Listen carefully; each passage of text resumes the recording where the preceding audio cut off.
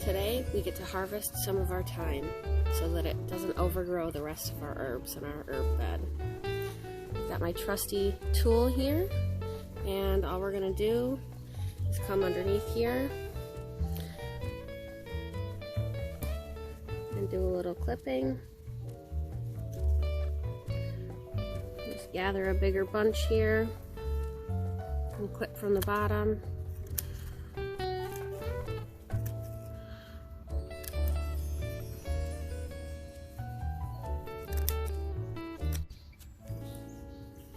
Now you can see got a pretty good bunch here. Now we'll move inside and tie it up and get it ready to dry. Alright, so we've taken some cold water and we're just gonna swish it around a little bit. We had a pretty hard rain the other night, so there might have been some dirt coming back up onto the leaves.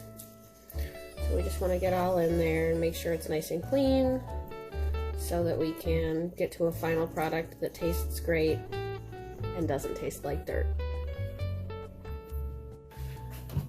So what we'll do now to kind of expedite the process is we're going to bring in this salad spinner here.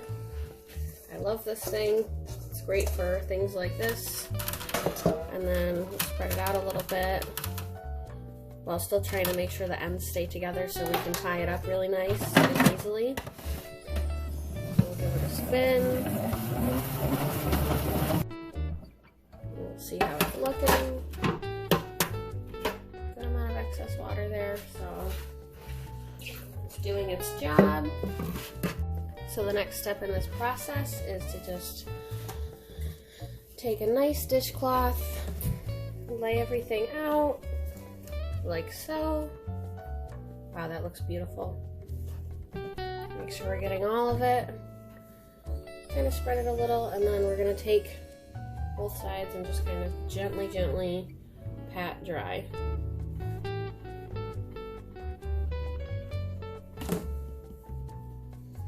Open her up, flip her over a little, and it's already feeling quite dry because of that salad spinner step, which is a nice tip that I learned pretty recently. And even just squeezing down on the towel, I can smell it like crazy, even when it's covered. Beautiful. Alright, next step involves, you guessed it, tying everything up to get it ready. I've got some simple cooking twine here that I just had on hand, and you'll need scissors to cut the twine. So we're just going to work to get toward the bottom of where we originally clipped, which might be a little different because you used the salad spinner if you followed that step. So it might take an extra minute. Patience is key here.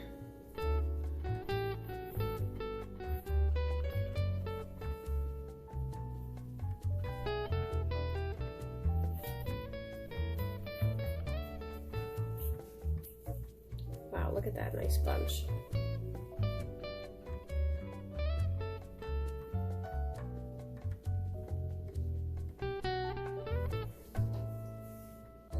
Alright, so what I ended up here with is a nice tied bunch of thyme, and you know, don't be shy because you're gonna have a little bit of casualties. These can go in as part of my breakfast. So what I did was I wound this very tightly, being careful to leave a little bit extra at the end of the start of the tie so that I could tie the two ends together at the end and give it a nice double knot so that it's not going anywhere.